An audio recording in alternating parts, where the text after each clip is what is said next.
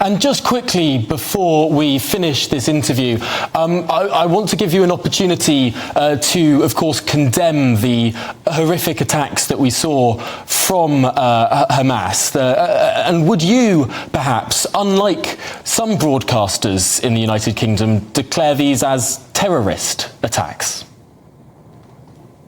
Can I ask you a question? Because you asked me a question. You didn't ask Ambassador Tao to condemn what state terrorism is inflicting today on Gaza.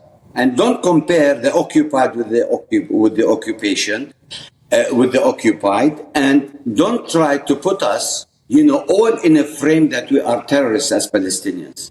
There is a difference between the Palestinian people who want peace and security, and there is a difference between the Palestinian Authority, which is the legitimate representative of the Palestinian people, who believe in a two-state solution, who have condemned violence all along. The question is, can Israel stop state terrorism on equal basis?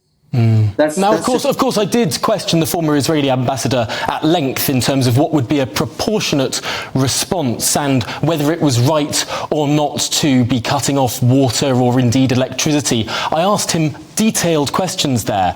I know you haven't responded to the question in terms of whether or not this should be condemned as a terrorist attack, the actions of Hamas 2 weeks ago.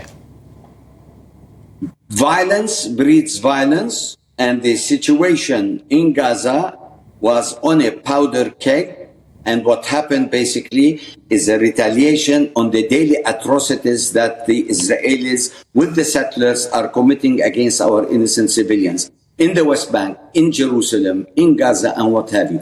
So you want me to condemn violence while state terrorism, 56 of occupation, killing people, extrajudicial. Now you woke up to see that the other side is terrorist and violent and not Israel, which is an occupying power. I don't think this is a fair question.